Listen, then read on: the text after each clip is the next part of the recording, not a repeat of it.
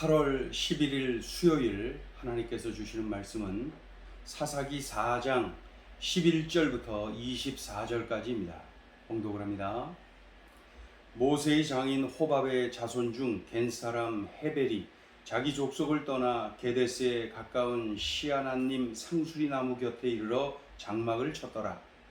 아비노함의 아들 바락이 다볼산에 오른 것을 사람들이 시스라에게 알림해 시스라가 모든 병거 곧 철병거 900대와 자기와 함께 있는 모든 백성을 하로셋 학고임에서부터 기손강으로 모은지라. 드보라가 바락에게 이르되 일어나라, 이는 여호와께서 시스라를 내 손에 넘겨주신 날이라. 여호와께서 너의 앞서 나가지 아니하시느냐 하는지라.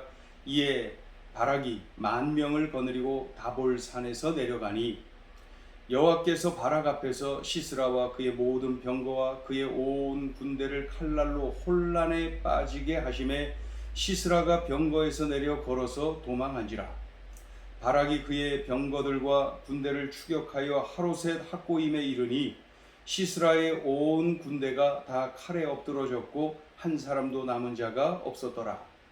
시스라가 걸어서 도망하여 겐 사람 헤벨의 아내 야엘의 장막에 이르렀더니 이는 하솔 왕 야빈과 겐 사람 헤벨의 집 사이에는 화평이 있음이라.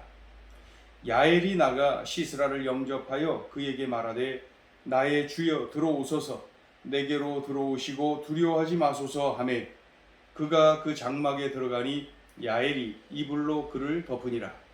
시스라가 그에게 말하되 청하노니 내게 물을 조금 마시게 하라, 내가 목이 마르다 하매 우유 부대를 열어 그에게 마시게 하고 그를 덮으니 그가 또 이르되 장막문에 섰다가 만일 사람이 와서 내게 묻기를 여기 어떤 사람이 있느냐 하거든 너는 없다 하라 하고 그가 깊이 잠드니 헤벨의 아내 야엘이 장막 말뚝을 가지고 손에 방망이를 들고 그에게로 가만히 가서 말뚝을 그의 관자놀이에 박음에 말뚝이 꿰뚫고 땅에 박히니 그가 기절하여 죽으니라. 바락이 시스라를 추격할 때에 야엘이 나가서 그를 맞아 그에게 이르되 오라, 내가 찾는 그 사람을 내가 내게 보이리라 하매 바락이 그에게 들어가 보니 시스라가 엎드러져 죽었고 말뚝이 그의 관자놀이에 박혔더라.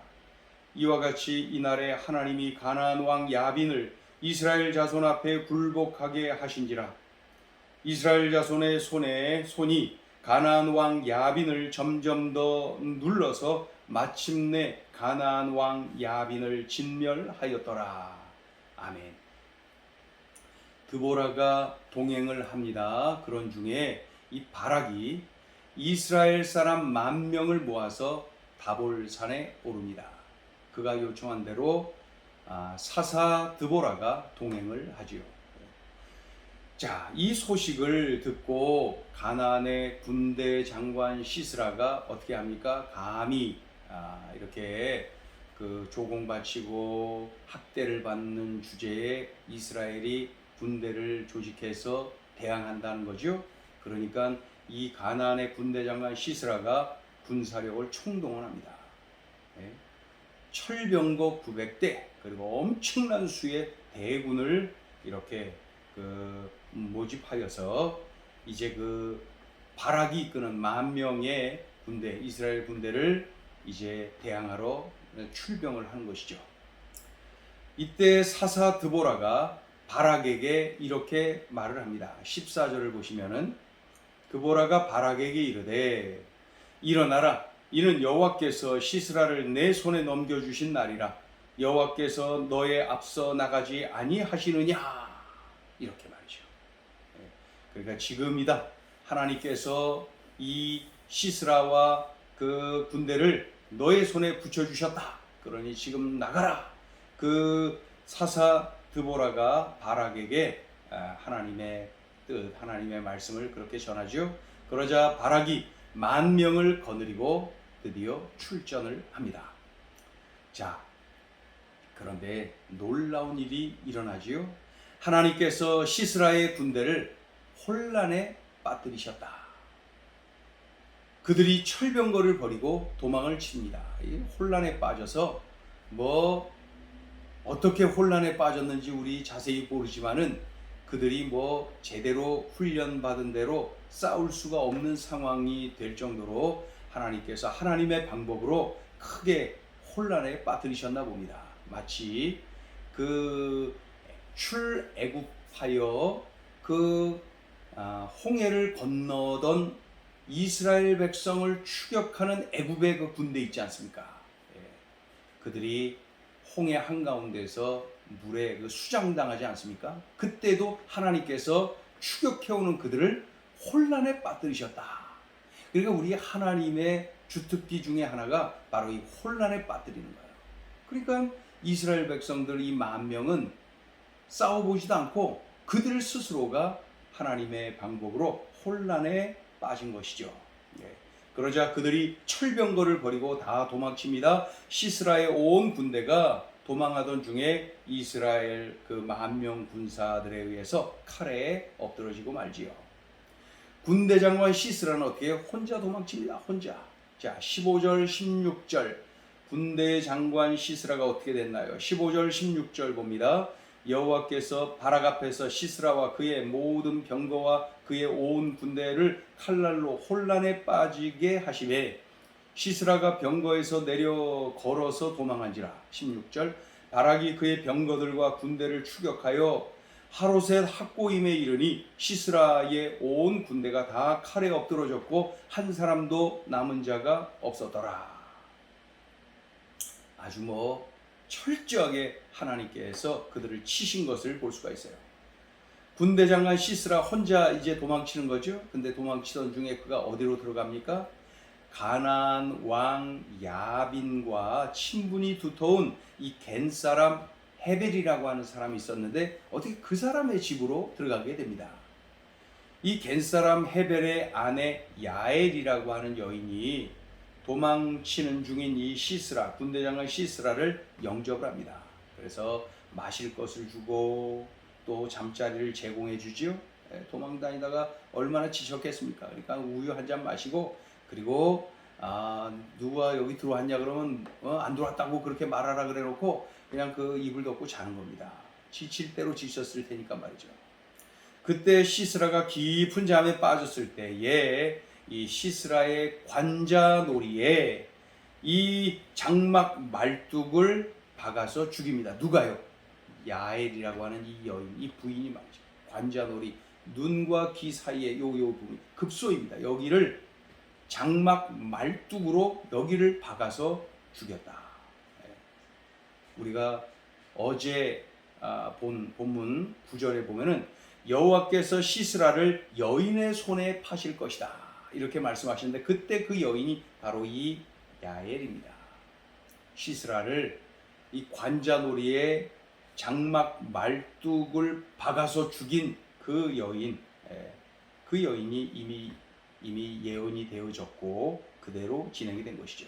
자, 이제 군대장관 시스라가 이렇게 죽었고 이미 부하들 아주 정규군 잘 준비된 그 정규군 다 전멸당했죠. 이후에 이스라엘 자손이 가나안을 계속 공격합니다. 가나안을 진멸시킵니다. 그렇게 해서 가나안 왕 야빈에 의해서 고통당하던 시절은 이렇게 끝나고 말지요. 하나님께서 크게 은혜를 부어 주셨습니다. 자, 오늘 주시는 메시지 첫째, 하나님 말씀대로 된다. 하나님이 드보라 사사를 통해서 바락에게 말씀을 하셨어요. 가나안 군대 장관 시스라와 그의 군대를 바락 너의 손에 넘겨주리라 하셨다. 이렇게 말이죠. 하나님이 바락에게 그 가나안 군대 장관 시스라와 그의 군대를 바락의 손에 넘겨주리라 말씀을 하셨다고 이 드보라가 전해주죠. 그런데 오늘 보니까 어떻게 됐어요? 그대로 되었어요. 이 바락에 의해서 바로 그 시스라의 군대가 전멸당하는 것을 볼 수가 있어요. 그대로 되었어요. 또 이 바락에게 말이죠. 그 10,000명을 모집해서 가나안과 싸워야 된다. 그랬을 때 하나님이 그렇게 하라고 하셨다. 나는 전했을 뿐이다. 그랬을 때 즉각 순종하지 않고 그 사사 드보라에게 당신이 함께 가주면 내가 하고 당신이 같이 안 가면 나는 하지 않겠다. 이렇게 조건부 순종을 하죠. 그때에 이 드보라를 통하여서 하나님이 말씀해 주셨어요. 이번 싸움에서 네가 영광을 얻지는 못할 것이다. 그 시스라를 죽이는 영광은 얻지 못해요. 이 여인에게. 그 다음에 뭐라고 그러시냐면은 시스라를 여인의 손에 파시리라 이렇게 말씀하시죠. 그러니까 그 이번 싸움에 네가 영광을 얻지 못할 것이다. 시스라를 여인의 손에 파시리라. 그러니까 싸움에서 대승을 거두긴 했지만은 시스라를 죽이는 그러한 영광은 여인에게 하나님께서 주신다. 그 말씀 그대로 되었어요. 야엘이라고 하는 여인에 의해서 장막 말뚝으로 관자놀이에 박아서 죽이는. 그래서 하나님의 말씀대로 그대로 되었습니다. 그 시스라의 군대를 바락 네가 전멸시킬 것이다. 말씀 그대로 되었습니다. 네가 온전히 전적으로 즉각 순종하지 않고 조건부 순종을 하니 이번 싸움에서 시스라를 죽이는 영광은 네가 얻지 못할 것이다. 여인에 의해서 시스라가 죽게 될 것이다. 말씀 그대로 되었습니다. 오늘 이 주신 말씀 명심해야 돼요. 하나님 말씀대로 된다. 그러니 우리가 하나님 말씀 듣는 대로 순종, 읽는 대로 순종, 깨닫는 대로 순종해야 돼요. 즉각 순종, 온전한 순종. 왜요? 하나님 말씀대로 되니까. 하나님 말씀은 흐트러짐이 없어요. 1.1획도 잘못되지 않아요. 하나님 말씀은 그대로 됩니다. 그러니 읽는 대로 순종, 듣는 대로 순종, 깨닫는 대로 순종, 그것이 우리에게 큰 유익이요 축복입니다. 하나님 말씀대로 된다. 자, 둘째 주시는 메시지입니다. 전쟁은 하나님께 속한 것이다. 육안으로 보면은 이스라엘 10,000명은, 이 군인들 10,000명은 급조된 그러한 군인들입니다. 제대로 준비가 된 정규군이 아닙니다. 당연하죠. 반면에 가나안 군대는 보세요. 탁월한 군대 장관 시스라 버티고 있잖아요. 그리고 철병거 900대, 대단하죠. 최신 무기, 철기 무기, 더욱이 잘 준비된 엄청난 수의 정규군이 다 준비되어 있어요. 이 싸움의 결과는 뻔한 겁니다. 그러나 반대로 돼요. 결과가 반대입니다. 어떻게 그렇게 됐나요? 하나님께서 가나안 군대를 혼란에 빠뜨리셨어요. 하나님의 방법으로 하나님이 싸워주신 거예요. 그러니 하나님이 싸워주시니 최신 병기, 철병거, 엄청난 수의 대군, 아무런 소용없어요. 하나님께서 싸워주시면은 이 모든 것들이 아무것도 아니에요. 오히려 이 철병거가 불편해갖고 도망치지 않습니까?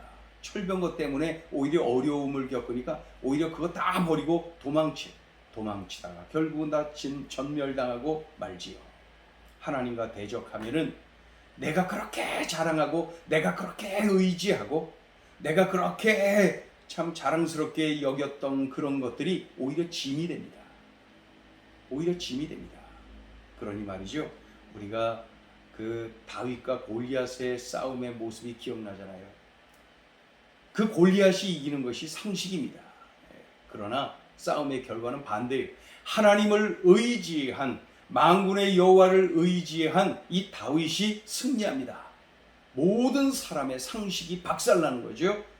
경험, 지성, 지식이 다 박살나고 말아요. 왜 그래요? 전쟁은 하나님께 속한 것이에요. 그러니 지금 나에게 있는 어려움들이 있습니까? 그거 세상의 지식대로, 세상의 어떠한 이성과 경험대로 하면은 말이죠, 우리가 생각했던 거 그대로예요. 그러나 우리에게는 하나님이 계세요. 하나님이 계세요. 승리하시는 하나님이 계세요. 전능하신 하나님이 계세요. 그 하나님을 의지하고 그 하나님께 집중하고 그 하나님께 매달리고 그 하나님께 맡길 때에 바로 이러한 역전, 바로 이러한 상식이 박살나면서 하나님의 전능하심을 드러내는 것을 볼 수가 있습니다. 전쟁은 하나님께 속한 것이다. 지금 어떤 전쟁을 치르고 있나요? 어떤 영적 전쟁을 치르고 있나요? 그렇다면 그 전쟁을 참으로 승리케 하실 수 있는 하나님, 그 하나님을 전적으로 의지하세요. 그러면은 그 하나님을 온몸으로 경험하게 됩니다. 기도합니다. 하나님 말씀대로 됩니다. 맞습니다. 하나님 말씀대로 됩니다. 하나님, 전쟁은 하나님께 속했습니다. 맞습니다. 하나님이 이기십니다. 하나님이 승리하십니다. 하나님, 가장 기본적이면서도 핵심적인 이 소중한 진리를 우리들이 꽉 붙잡고 하나님을 더 집중하며 의지하며 맡기며 부르짖으며 하나님의 영광의 도구로 쓰임받게 하여 주옵소서.